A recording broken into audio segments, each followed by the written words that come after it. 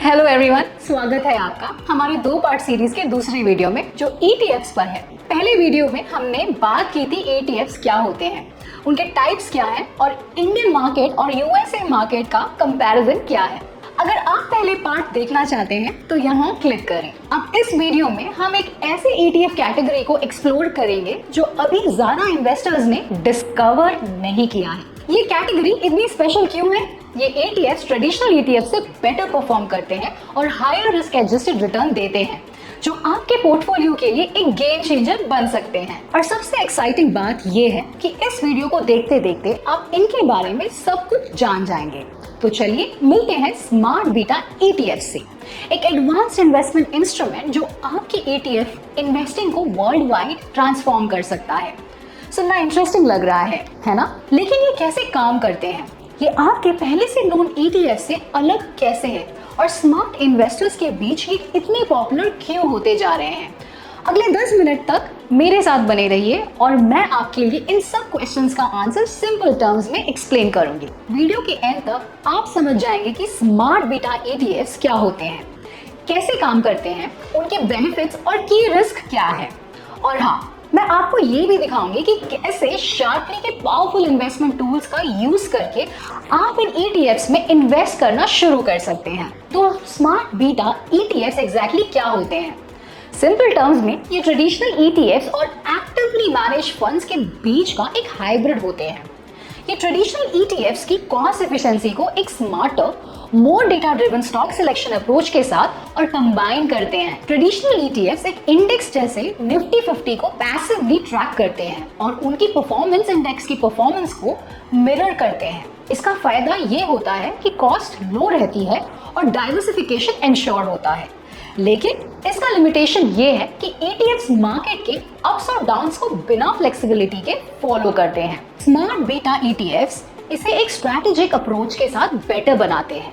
ये सिर्फ market capitalisation के बेसिस पर इंडेक्स को ट्रैक करने के बजाय स्पेसिफिक फैक्टर्स का यूज करके स्टॉक्स पिक करते हैं। चलिए वाइडली यूज फैक्टर्स पर बात करते हैं। पहला फैक्टर है वैल्यू, जिसमें फोकस उन स्टॉक्स पर होता है जो फंडामेंटल्स के बेसिस पर अंडरवैल्यूड होते हैं।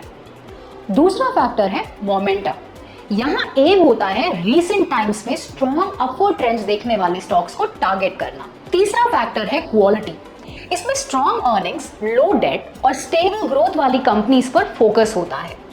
चौथा है लो वोलेटिलिटी, यहाँ फोकस उन स्टॉक्स पर होता है जिनके प्राइस स्विंग्स छोटे होते हैं, जो स्मूथ परफॉर्मेंस देते हैं। और पांचवा फैक्टर है dividend yield, consistently high dividends देने वाली कंपनीज। तो सिंपल टर्म्स में ये ETFs ब्लाइंडली इंडेक्सेस को फॉलो करने के बजाय एक डेटा ड्रिवन अप्रोच का यूज करते हैं स्टॉक्स को फैक्टर बेस्ड फिल्टर करने के लिए। एक एग्जांपल लेते हैं, ICICI प्रूडेंशियल निफ्टी लो वोलेटिलिटी 30 ETF। ये ETF निफ्टी 100 इंडेक्स के 30 लीस्ट वॉलेटाइल स्टॉक्स को सिलेक्ट करता है। इसका मतलब निफ्टी 100 इंडेक्स की 100 कंपनीज के बजाय ये ETF उन 30 स्टॉक्स को पिक करते हैं जो सबसे कम प्राइस फ्लक्चुएशन दिखाते हैं। इसका आइडिया सिंपल है, लो वोलेटिलिटी का मतलब है स्मूथ परफॉर्मेंस, स्पेशली मार्केट डाउनटर्न्स के टाइम पर। ये ETF उन इन्वेस्टर्स के लिए एक अच्छी चॉइस है जो रिस्क अवर्स है। एक और एग्जांपल है निफ्टी क्वालिटी 30 ETF। ये ETF उन हाई क्वालिटी स्टॉक्स पर फोकस करते हैं जो कंसिस्टेंट अर्निंग और लो डेप्थ दिखाते हैं। इस अप्रोच के थ्रू ETF वीक कंपनीज में इन्वेस्ट करने का चांसेस रिड्यूस करता है। अब बात करते हैं स्मार्ट बीटा ETFs और ट्रेडिशनल ETFs के की डिफरेंस की। ट्रेडिशनल ETFs एक market cap weighted approach follow करते हैं। कभी कभी ये ज्यादा लार्ज कैप स्टॉक्स पर कॉन्सेंट्रेट हो जाते हैं जो इम्बैलेंस क्रिएट करते हैं। इसका मतलब है कि रिलायंस और TCS जैसे बड़े कंपनीज इंडेक्स में डोमिनेट करते हैं। स्मार्ट बीटा ETFs इसे मल्टीपल फैक्टर के अक्रॉस डाइवर्सिफाई करके एड्रेस करते हैं और किसी एक एरिया के ओवर एक्सपोजर की रिस्क को रिड्यूस करते हैं। आप स्मार्ट बीटा ETFs को एक रूल बेस्ड इन्वेस्टिंग टूल की तरह सोच सकते हैं। ये एक फंड मैनेजर की डिसीजन के बजाय एक प्रीडिफाइंड सेट ऑफ रूल्स को फॉलो करते हैं जो चोजन फैक्टर स्ट्रेटजी के साथ अलाइन होते हैं। अगर सिंपल टर्म्स में सम अप करें तो ये फुली पैसिव और एक्टिव इन्वेस्टिंग के बीच का एक मिडिल ग्राउंड ऑक्यूपाई करते हैं। आपको ETFs के इन्वेस्टिंग का ईज मिलता है, लेकिन जो रिस्क ले रहे हैं उसके लिए बेटर रिटर्न्स अचीव करने का पोटेंशियल भी मिलता है। नेक्स्ट सेशन में हम डिस्कस करेंगे कि ये ETFs आपके पोर्टफोलियो के लिए वर्थ क्यों हो सकते हैं, उनके की बेनिफिट्स को डिटेल में एक्सप्लोर करेंगे। तो स्मार्ट बीटा ETFs को अपने पोर्टफोलियो के लिए कंसिडर क्यों करें। चलिए इनके की बेनिफिट्स को ब्रेक डाउन करते हैं और देखते हैं कि ये ट्रेडिशनल ETFs और इंडेक्स फंड्स के अगेंस्ट कैसे स्टैंड करते हैं। पहला, सुपीरियर रिस्क एडजस्टेड रिटर्न्स। जैसे कि हमने पहले मेंशन किया, smart beta ETFs superior risk adjusted return देने के लिए डिजाइन किए गए हैं। इसका मतलब है कि ये हर यूनिट रिस्क के लिए मैक्सिमम रिटर्न्स देने की कोशिश करते हैं। दूसरा, targeted exposure two factors. Traditional ETFs आपको प्योर मार्केट या किसी स्पेसिफिक इंडेक्स का ब्रॉड एक्सपोजर देते हैं। Smart beta ETFs on the other hand आपको स्पेसिफिक इन्वेस्टमेंट गोल्स पर फोकस करने का मौका देता है। अगर आप स्टेबल ग्रोथ चाहते हैं तो क्वालिटी या लो वोलेटिलिटी ETF चूज करें। अगर आप ट्रेंड्स का फायदा उठाना चाहते हैं तो मोमेंटम ETF चूज करें। ये फैक्टर बेस्ड अप्रोच आपको अपनी स्ट्रैटेजी कस्टमाइज करने का ऑप्शन देती है बिना इंडिविजुअल स्टॉक्स पिक किए। तीसरा, ट्रांसपेरेंसी। स्मार्ट बीटा ETF का एक स्टैंडर्ड बेनिफिट उनका ट्रांसपेरेंसी लेवल है। जो फैक्टर्स यूज किए जा रहे हैं, चाहे वो क्वालिटी हो, मोमेंटम हो या लो वोलेटिलिटी, वो प्री डिफाइंड होते हैं और कैलकुलेशंस पब्लिकली डिस्क्लोज्ड होती है। इसका मतलब है कि आपको पता होता है कि कौन से रूल्स फॉलो किए जा रहे हैं और पोर्टफोलियो में कौन से स्टॉक्स हैं। ये ट्रांसपेरेंसी आपको इन्फॉर्म्ड डिसीजन लेने में हेल्प करती है और आपकी इन्वेस्टमेंट स्ट्रैटेजी में कॉन्फिडेंस ऐड करती है। फिर आता है diversification beyond market cap. Market cap weighted indices कभी कभी कुछ बड़ी कंपनीज में ज्यादा कॉन्सेंट्रेट हो जाते हैं।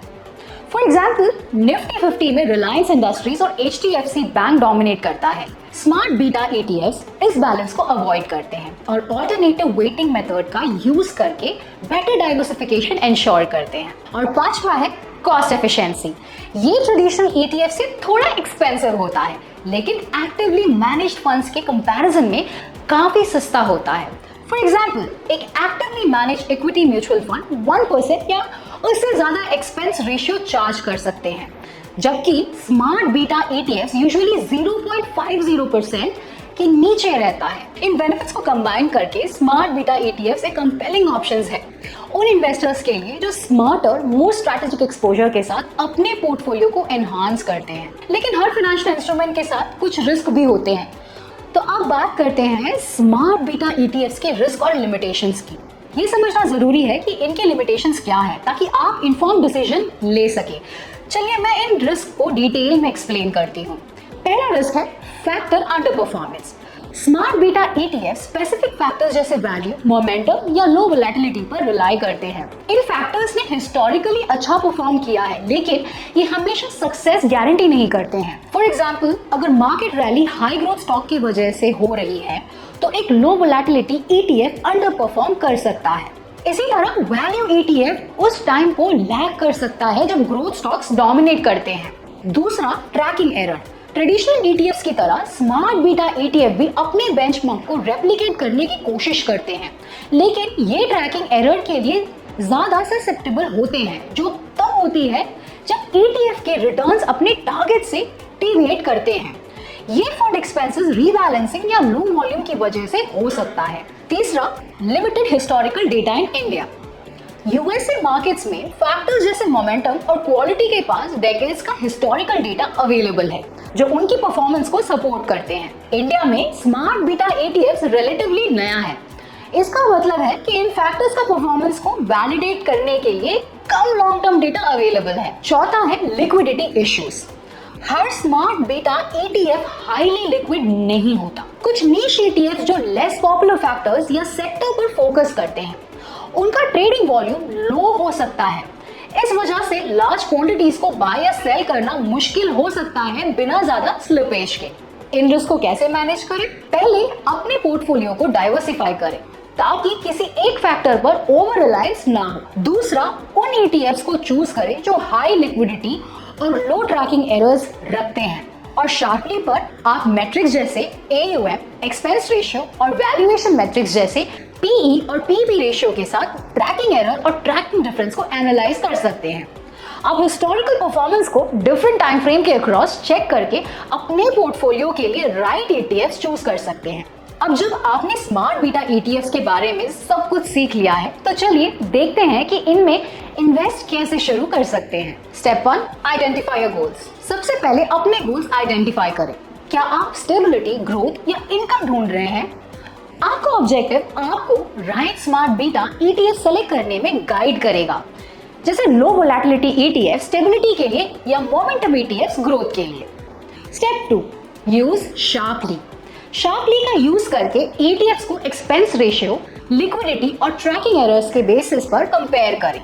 ये इंश्योर करेगा कि आप अपने नीड्स के साथ अलाइन होने वाले ETFs चूज करें और वैल्यू डिलीवर करें। शार्पली पर आप पेपर ट्रेडिंग का फीचर यूज करके अपने ETF बास्केट का परफॉर्मेंस ट्रैक कर सकते हैं बिना रियल मनी कमिट किए। Step 3, start small.